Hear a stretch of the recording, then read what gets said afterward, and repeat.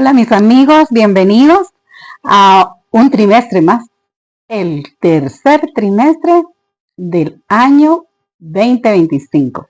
Vamos volando en el tiempo, rapidito se está pasando. ¿Y qué estudio más maravilloso nos espera este trimestre? El Éxodo, viaje a la tierra prometida. ¡Qué cosa más preciosa! Y en esta lección número 1 de este tercer trimestre, lleva por título Opresión, el trasfondo y el nacimiento de Moisés.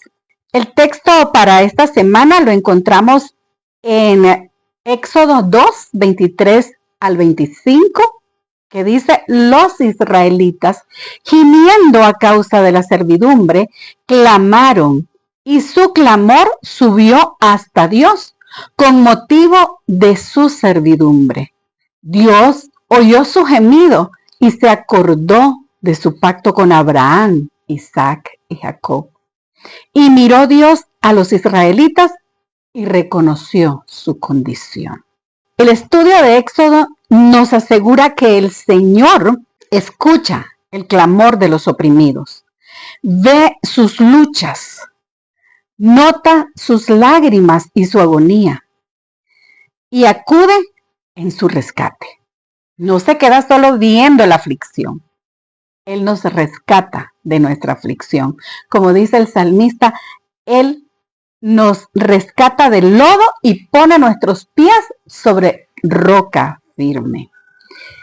En medio de la confusión y la oscuridad, si nuestros ojos están fijos en Dios, podemos reconocer su presencia, su cuidado y su ayuda mientras nos guía a la eterna tierra prometida. Bienvenidos al estudio de la lección número 1 de nuestro tercer trimestre, titulada Opresión, el trasfondo y el nacimiento de Moisés. La primera parte de nuestra lección lleva por título El pueblo de Dios en Egipto y está basada en Éxodo 1. Ese capítulo hay que leerlo para que podamos entender el contexto de nuestro estudio. Yo solamente voy a compartir contigo algunos versículos. Recuerda, la promesa de Dios a Abraham se cumplía y lo encontramos en el verso 7 de este capítulo 1. Dice: y los hijos de Israel fructificaron y se multiplicaron, y fueron aumentados y fortalecidos en extremo, y se llenó de ellos la tierra. Cuando el nuevo faraón vio que los israelitas se multiplicaban, él tuvo temor, tuvo miedo de que ellos le quitaran el poder y se aliaran con sus enemigos y los atacaran. Y entonces comenzó él a imponerles cargas económicas, cargas laborales. Pero el libro de Éxodo, al final, en el capítulo 40, describe la presencia de Dios con ellos. ¿Cómo estaba Dios con ellos? Morando en el santuario. Dios jamás, escuchen bien, jamás los abandonó, jamás los olvidó. Él tenía presente las promesas que había hecho a ese pueblo. Independientemente de las maquinaciones humanas, Dios sigue siendo soberano y salvará a su pueblo, aunque las circunstancias parezcan desesperadas, desde una perspectiva humana, por supuesto. Mientras nosotros tengamos fe y esperemos las promesas de Dios, Él va a cumplirlas. La segunda parte de nuestra lección lleva por título El trasfondo histórico. Dice Génesis, los últimos versículos de Génesis, dice: mas Jehová estaba con José y fue varón próspero. Le extendió su misericordia y le dio gracia. El secreto de José para su éxito en Egipto fue su confianza en Dios. Aunque fueran duras las circunstancias, José sabía que Dios estaba con él. Este fue el legado de José a su pueblo. Esa fe sin dudar de la presencia de Dios con ellos. Así que cuando llegó el nuevo faraón que no conocía a José, Dios seguía con su pueblo. Recuerda que vinieron decretos de muerte para los bebés de Israel. Para todo varón nacido en Israel tenía que morir. Y para los adultos llegaron cargas impositivas, cargas económicas, cargas laborales que eran insoportables para ellos. Lo importante en todo esto es que el Señor no se olvidó de su pueblo, incluso cuando el pueblo de Dios era esclavizado en tierra extranjera. Por adversas que sean las circunstancias, Dios siempre está presente y podemos confiar en Él. Cualquiera sea la situación, no importa. Él tiene promesa para todas nuestras necesidades y es fiel. Cree en el Señor y en sus promesas. La tercera parte de nuestra lección lleva por título Las parteras de las hebreas. En Éxodo 1, 9 al 21 nosotros encontramos esa historia, la historia del decreto de muerte para todo varón nacido de Israel, todo bebé, y a quienes se les llamó, porque eran las parteras del pueblo, se les llamó para decirles que ellas tenían en sus manos la vida de esos bebés hebreos, que si eran varones, ellas tenían que matarlos, y si eran mujeres, podían dejarlas vivir. Estas parteras se llamaban Cifra y Fúa. Ellas recibieron esa orden de Faraón, pero ellas nos enseñan dos lecciones maravillosas. La primera lección, ellas pensaron que era necesario obedecer a Dios antes que a los hombres. Ellas eran temerosas del Dios de Israel. Y la número 2, Dios siempre recompensa por nuestra obediencia desinteresada. Cuando nosotros obedecemos a Dios por amor, Él siempre nos recompensa. Y la mayor de todas va a ser que nos va a tener viviendo con Él por la eternidad.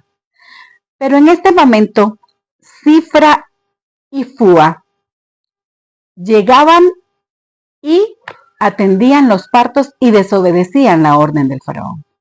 Cuando el faraón las llamó a dar cuenta de por qué los niños hebreos estaban vivos, entonces ellas le dijeron, es que las mujeres hebreas son más fuertes que las egipcias y cuando nosotras llegamos ya ellas han dado a luz. El propósito del decreto de muerte era someter a los hebreos, exterminarlos que se fueran muriendo, primero, pues matando a los bebés, y segundo, con las cargas impositivas de trabajo que tenían, que eran inhumanas, pues lo que querían era matarlos. Pero Dios estaba con ellos, y ellos, al igual que José, confiaban en Dios. Nuestro Señor anima a sus seguidores. Invócame en el día de la angustia, te libraré y tú me honrarás. Hazlo tú. La cuarta parte de nuestra lección lleva por título El nacimiento de Moisés. La vida de este personaje de las Escrituras es maravillosa, llena de actos providenciales. Cuando el hijo de Jocabed nació, estaba el decreto de muerte. Desde ahí nosotros podemos ver que fue una providencia que él viviera. Luego, cuando la misma hija del faraón lo saca de las aguas, y no digamos cuando acepta aquella invitación de la hermana de sangre de Moisés, cuando le dijo, te voy a buscar a una mujer hebrea para que te cuide al bebé. Y ella aceptó. Dios protegió a Moisés. Moisés es un nombre egipcio, no es un nombre hebreo. A mí me causa gracia el que muchos se llamen Moisés. De paso, mi esposo se llama Moisés. Porque sí es un nombre bíblico, pero no es hebreo. Como Juan, como Santiago y muchos nombres hebreos. Moisés no es hebreo, Moisés es egipcio. Ese nombre se lo puso la mamá adoptiva, la hija del faraón. Moisés se crió los años de su formación de carácter, de personalidad, en la casa de sus verdaderos padres. Dime si eso no es una providencia. Ahí le enseñaron a amar a Dios. Ahí le enseñaron a amar a su pueblo. Fue allí donde se sentaron las bases de su fe en Dios, en el verdadero Dios. En Egipto, Dios permitió que Moisés aprendiera pues artes marciales y entonces estas le iban a servir para enseñar al pueblo a pelear contra los enemigos que le iban a surgir en el camino a la tierra prometida. Ahora la pregunta es, ¿crees que Dios solo tenía planes para la vida de Moisés? ¿Crees que Dios solo colmó de providencias la vida de Moisés? Dios puede colmar de providencias tu propia vida. Solo déjalo actuar. La quinta parte de nuestra lección lleva por título Un cambio de planes y está basada en Éxodo 2, versos 11 al 25. Ahí se nos narra que aquel adagio popular que dice que la sangre llama, pues es cierto. Y Moisés no fue la excepción. Aunque criado en el palacio, él no podía olvidar sus raíces hebreas y no permitía la injusticia para con ellos. Y esa razón lo llevó a matar a un egipcio que estaba maltratando a uno de sus paisanos. Él pensó que ese acto había quedado en secreto. Sin embargo, cuando al día siguiente él va y se encuentra con dos hebreos peleando entre sí, y él les dice, pero ¿por qué se hacen daño si ustedes son hermanos? Y entonces los hebreos le responden, ¿quién te ha puesto de juez? ¿O nos vas a matar a nosotros así como mataste al egipcio ayer?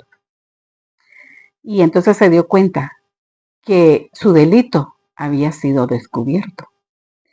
Tuvo miedo porque eso llegó a oídos del faraón. Y el faraón comenzó a perseguirlo para matarlo. Porque él sabía que Moisés tenía el suficiente conocimiento para liderar al pueblo hebreo y hacer una revuelta contra Egipto y le podía ganar. Porque el pueblo hebreo, recuerda que era muy numeroso. Moisés vivió 120 años y su vida puede dividirse en 3 etapas de 40 años cada uno. Los primeros 40 años los vivió en el palacio de Faraón, donde aprendía todo lo concerniente para ser un futuro faraón. Los segundos 40 años transcurrieron en casa de Jetro, porque hacia allá huyó él del faraón. Fue a Madián y llegó a esa casa de Jetro, el padre de su esposa. Los últimos 40 años, los que ocupan la mayor parte del relato en Éxodo, y narran la historia del llamado divino hecho a Israel para que diera testimonio acerca de quién y cómo es Dios. Qué maravilloso llamado. A testificar de quién era el Dios de Israel y cómo era el Dios de Israel.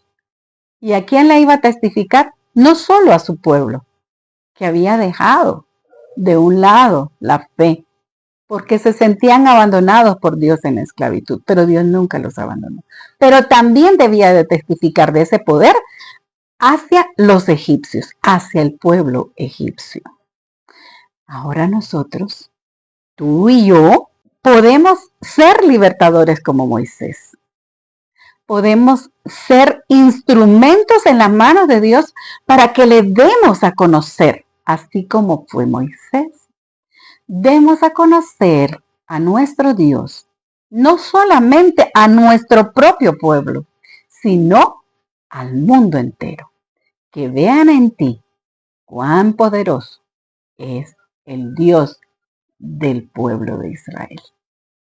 Durante el estudio de esta semana hemos hablado acerca de las parteras, Cifra y Fúa, nombres que no debemos de olvidar, porque nos dieron una gran lección.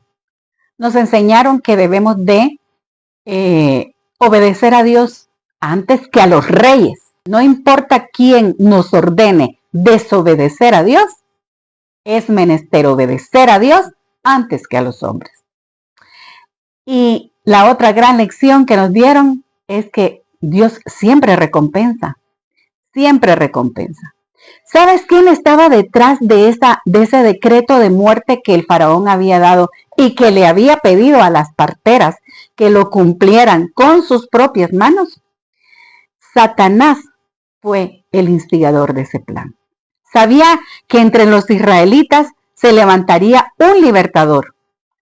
Y al inducir al rey a destruir a los niños varones, esperaba frustrar el plan divino. ¡Cuánta ignorancia en ese ser! No sabe que los propósitos de Dios se cumplen, se cumplen.